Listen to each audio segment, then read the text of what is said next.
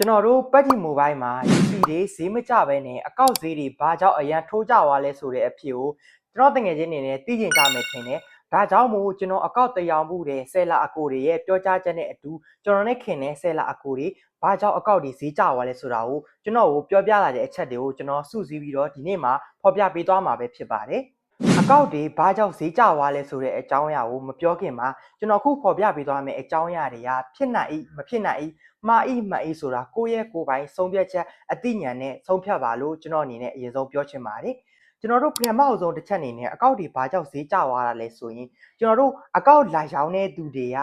များပြီးတော့အကောက်ဝယ်တဲ့သူတွေကနဲတာကြောင့်မလို့အကောက်ဈေးတွေကျသွားတယ်လို့ဆယ်လာတွေပြောတာကျွန်တော်အနေနဲ့ကြားဘူးပါတယ်ဒုတိယတစ်ချက်အနေနဲ့ကတော့နိုင်ငံခြားအကောက်တွေကျွန်တော်တို့မြန်မာနိုင်ငံထဲကိုစိတ်ဝင်လာတာကြောင့်မလို့ကျွန်တော်တို့မြန်မာနိုင်ငံပြည်တွင်းကအကောက်တွေကဈေးကျရခြင်းဖြစ်ပါတယ်လို့အကိုတွေပြောတာကိုကျွန်တော်အနေနဲ့ကြားဘူးပါတယ်ဒီနှစ်ချက်ထဲမှာဆိုရင်ဒုတိယချက်အနေနဲ့ကျွန်တော်တို့နိုင်ငံခြားအကောက်တွေပြည်တွင်းထဲကိုဝင်လာတာကြောင့်မလို့အကောက်ဈေးတွေကျနိုင်တာပို့ပြီးတော့ဖြစ်နိုင်ပါတယ်နိုင်ငံခြားပလေယာတွေဆိုတာပတ်စံကိုကျွန်တော်တို့ရေလိုသုံးနိုင်တယ်ဘာစကင်လာဖောက်တဲ့ပလေယာတွေကခက်မများဖြစ်တဲ့အတွက်သူတို့နိုင်ငံမှာဆိုရင်အကောက်ဈေးကွက်ကကျွန်တော်တို့တက်ဆိုင်နည်းနည်းပေါ်မယ်ပေါ့နော်အကောက်ဈေးတော့မယ်အဲ့ဒီဘက်ကိုသွားမယ်ဗျာဒါကြောင့်မို့ဒီဘက်ပြန်ဝယ်တဲ့ခါကျရင်ဈေးချိုနဲ့ဝယ်တယ်ပြန်ရောင်းတဲ့အကိုတွေကလည်းဒီဘက်မှာဈေးချိုနဲ့ပြန်ရောင်းတာဖြစ်တဲ့အတွက်ကျွန်တော်တို့မြန်မာနိုင်ငံအတွင်းမှာအကောက်တွေဈေးကျတာလို့ကျွန်တော်အနေနဲ့ယူဆရပါတယ်ကျွန်တော်နဲ့ခင်တဲ့ဆယ်လာအကိုတယောက်ပြောကြကြတော့ကျွန်တော်တို့နောက်၄-၅-6လလောက်နေလို့စင်ပေါ့အကောက်ဈေးတွေပြန်တက်နိုင်ကြီးရှိတယ်လို့သူကတော့ကျွန်တော်ကိုပြောတယ်ဗျာ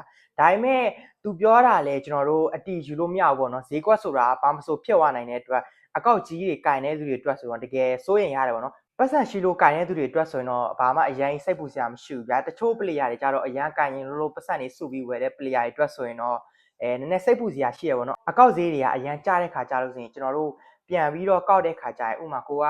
350လောက်ဝယ်တဲ့ခါကျရင်ကိုပြန်အောင်တဲ့ခါကျရင်340ဒါမှမဟုတ်39အဲ့လောက်ဝယ်ရတဲ့ခါကျရင်တကယ်မရှိတဲ့ပလေယာအတွက်ဆိုရင်တော့တော်တော်လေးကိုနစ်နာပါတယ်ဒါကြောင့်မို့ကျွန်တော်အနေနဲ့ပြောချင်တာအကောက်ကြီးတွေကင်တဲ့ player တွေဆိုရင်တော့ပြန်ပြီးတော့စဉ်းစားကြပါတော့အခုတော့မှအကောက်ဈေးတွေလောက်ကျတာနောက်ဆိုရင်ကျနိုင်လားမကျနိုင်ဘူးလားဆိုတာတော့ကိုယ်ပိုင်ဆုံးဖြတ်ချက်နဲ့ဆုံးဖြတ်ကြည့်ပါတော့ကျွန်တော်ခုပြပေးသွားတဲ့အချက်တွေထဲမှာအမှားတဲ့အချက်တွေလည်းပါကောင်းပါနိုင်တယ်ဗျာအခုကြည့်နေတဲ့ဗီဒီယိုထဲမှာဆယ်လာအကိုတွေရှိနေရင်လည်းအကောက်တွေဘာကြောင့်ဈေးကျသွားလဲဆိုတာကိုအပန်းမကြည့်ဘူးဆိုရင် comment မှာဝင်ပြီးတော့မှတ်ခဲ့လို့ရပါတယ်ကျွန်တော်ခုပြောပြပေးသွားတဲ့အကြောင်းအရာတွေကိုသဘောကျတယ်ဆိုရင် comment မှာမှတ်ချက်ပြုခဲ့လို့ရပါတယ်အားလုံးဘိုင်းမှာကျွန်တော်တို့နောက်ဗီဒီယိုကြားမှာပြန်တွေ့ကြမယ်ဗျာ